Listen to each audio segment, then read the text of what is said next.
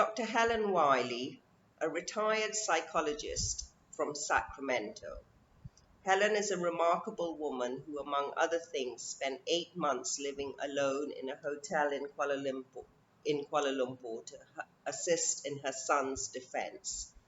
She called me because she had read Medical Uses of Illicit Drugs, a chapter James B. Bacala and I wrote for the book Dealing with Drugs, which she believed would be useful in the trial if I would redraft it as an affidavit.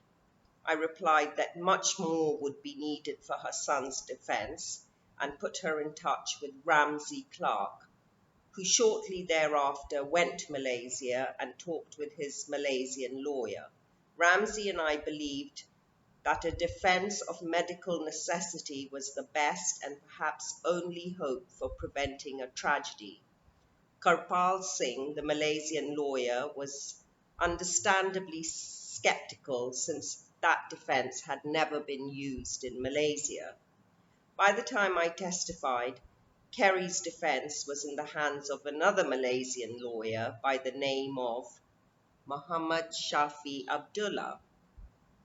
On technical grounds, he had prevented the admission of evidence concerning the cannabis Kerry allegedly mailed to himself from Thailand, but the cannabis found in his apartment, 265.7 grams, would be enough to condemn him to death.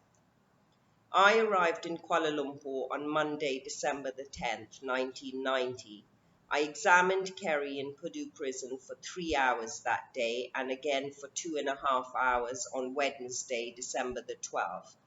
I also spent an hour with the prison psychologist who had been treating Kerry for his depression. I spent many hours with Shafi preparing the medical necessity defense, with which Shafi had no experience. This bright and affable man arranged for me to give a lecture on the evening of Thursday, December the 13th, to a group of influential Malaysian physicians and lawyers. I spoke of the serious confusion embodied in the Malaysian concept of dada, a generic term which treats opiates and cannabis as though they were identical. Most of my remarks were about the history of cannabis as a medicine. I started pointing out that Dr. W.B. O'Shaughnessy's groundbreaking work, published in 1839, was based on his observation of the medicinal use of cannabis among Indians and Malays. Seldom have I lectured to an audience which expressed so much interest in cannabis. They seem starved for up-to-date, reliable, realistic information about the drug. I was called to the stand at 9 a.m. on Friday, December the 14th.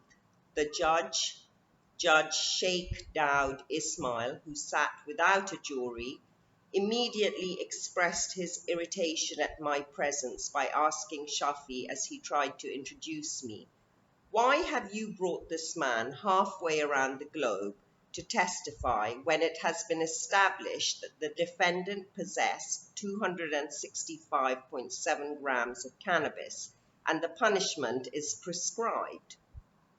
Shafi then introduced the notion of medical necessity and pursued the direct examination.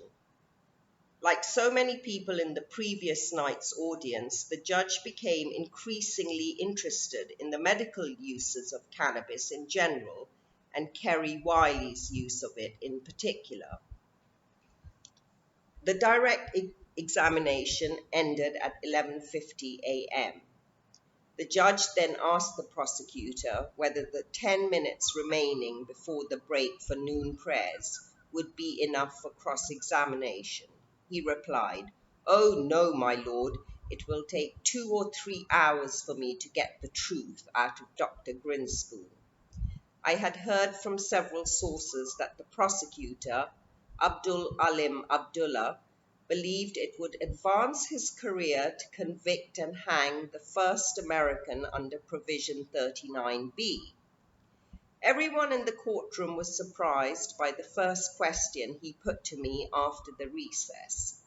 He asked whether in completing my disembarkation form for visitors to Malaysia, I had indicated that I was here for business or pleasure.